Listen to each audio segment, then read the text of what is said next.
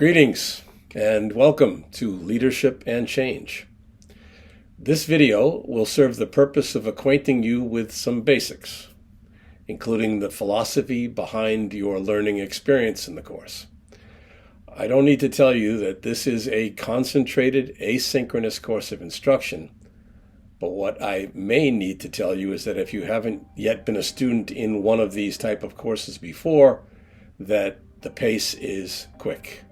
Our first module, because it begins on a Tuesday, spans only 48 hours. Module 2 begins Thursday morning and ends Saturday night. Module 3 begins on Monday morning, and so with this 2-module per week cadence, we commit Sunday as our only day off in the sequence. Everybody needs one of those for sure, and it'd be nice to have 2 or more. But we have to consign ourselves to the one day that we get to enjoy for a bit of a break between the course content and the pace that we have to follow to complete it within the structure of the course timelines. So keeping up with the readings and your required tasks early on is key to ensuring your success in this course. And your success in this course is something that we both very much want. We make a distinction between what can be provided by my instruction as your teacher and what can be sustained with your learning as the student, with the emphasis being squarely on the latter. How I have constructed the course takes both perspectives into account, and in this first video of the 2 in this module, we focus in on the first 2 bullets, the teaching philosophy and the learning philosophy aspects, and we'll pick up the course philosophy in the second video of this module. Now, as for my background and what I bring to the table here as your instructor, there are multiple experiential angles influencing my role as your professor for this course.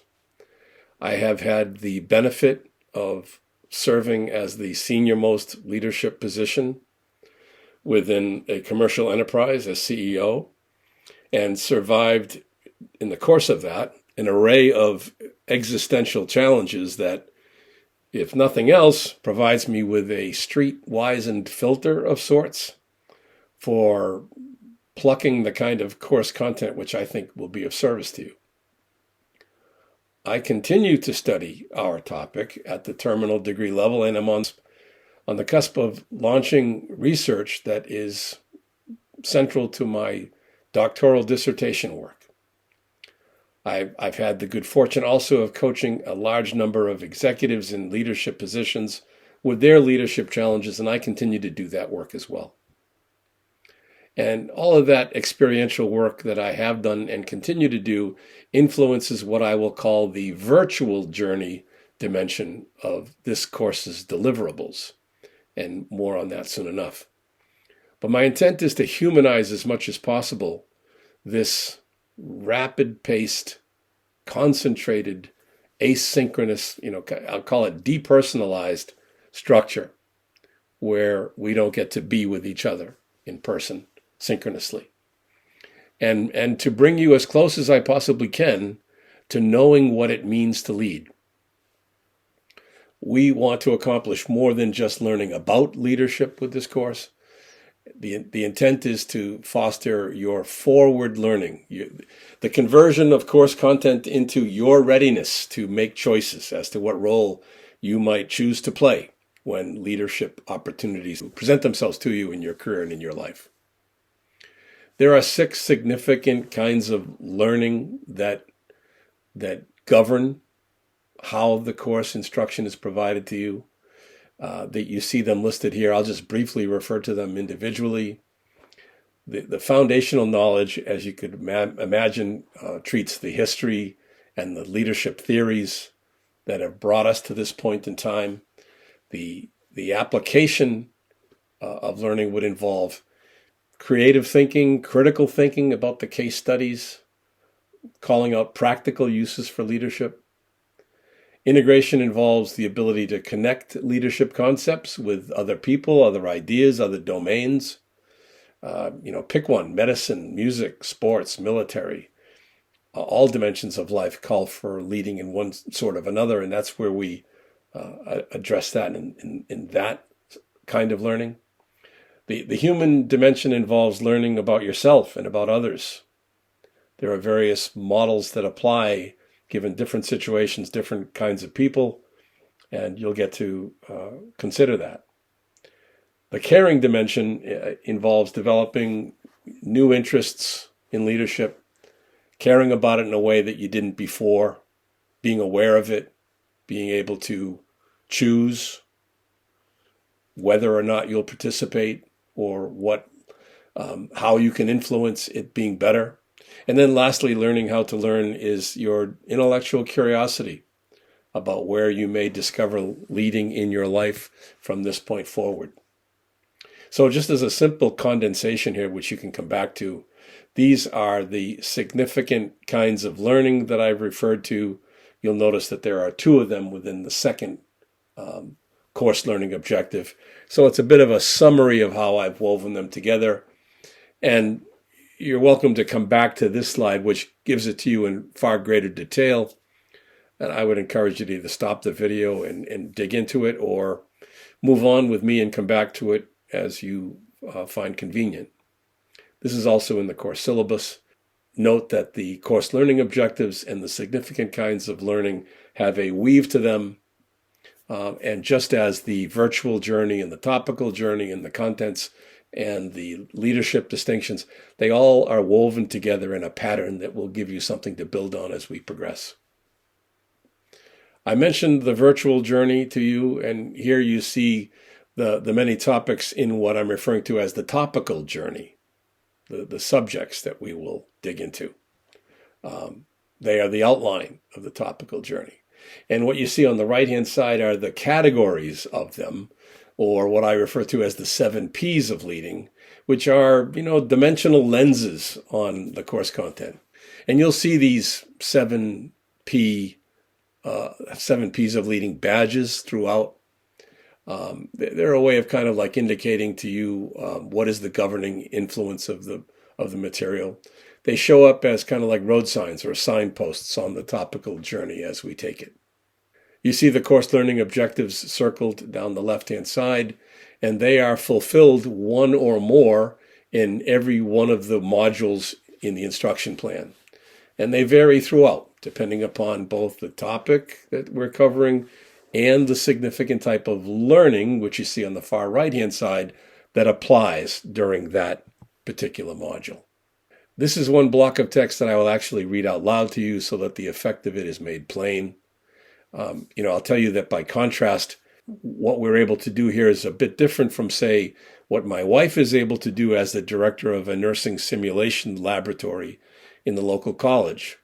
They are able to give those nursing students a full simulated experience using technology and the materials that they will use when they graduate and go off and take care of patients. They will have done all the things that they need to do. We do not have access to a practicum that would literally drop you into a real-world situation where leading might actually be something that you would consider, choose, and then demonstrate. But what we can do with this leadership instruction is we can familiarize you with the challenge of leading and spur the exercising of the powers of your imagination to conceptualize a virtual experience of leading for you now, into the future, whichever. And several learning methods are woven into the instruction such that this, I'll call it, proximate and virtual experience of leading is fostered for you. I referred to the topical journey as well as the virtual journey. The virtual journey you see by the large rings in the bottom of the slide here shows the segmentation into 3 phases of the leadership process, beginning with our potential to lead, evolving into the promise of your leading, and then morphing yet again still into the phase where we gain the commitment of others, and only with that garnering of people committing to whatever it is that we're proposing for change, we begin the actual practice of leading. And in this course, as I've described, we align the topical journey with the virtual journey, the leadership topics with the associated phase as I've laid it out for you in this virtual leadership journey that we are on. Now, shown here is the model from my Means to Lead project. It's the 3 layers, kind of in an integrated but semi-exploded view. This model guides my independent leadership coaching work. And if I lay it out for you with just a little bit more detail, you can see that, and we won't begin to focus in on this virtual aspect until the 3rd module. We have some groundwork to cover first before we do that. But as is depicted here, and you can also come back to this and review it at your leisure, we have the external event cycle. We have an internal dimension to each and every one of us. We have what I depict as 5 forces that in effect propel us through both the internal and the external layers of our leadership experience. And then finally in the bottom right, you see the model in one integrated graphic. Those 5 forces are important because they actually do show the progression. You see the virtual journey phases down the left. You see the course content on the rest of it, with the topical journeys forming the class themes and the focal points. And the 5 I forces actually do propel us through the topical journey and the virtual journey as we make our way through. I would say that words can take on a richer meaning when they are contextualized. In other words, they're used in a specific situation that they may apply to. So a word such as circularity or integrity or intention, disclosure, these are all vocabulary words that are on our list. And they have a different depth and a color to them, as well as a unique applicability when we use them in the domain of leading, a different one than when they might be used in other aspects of life. And I try to portray that for you in the language that is used. What I'm trying to instill in you is a vocabulary of leading and make you familiar with it by including each week, each module, several short podcast audio clips in the content that you can explore and come to your own vocabulary in due course. For Module 1, for example, we focus in on these 4 vocabulary terms: leader, idea, history, and time. And incidentally, all the leadership distinctions in the audio series serve those same significant kinds of learning as well. They closely follow the order of the topical and the virtual journeys. Everything is woven together with a logic that brings you from beginning to end. I will pick up this course grading philosophy, as I mentioned before, in the next video for you. I'll see you shortly.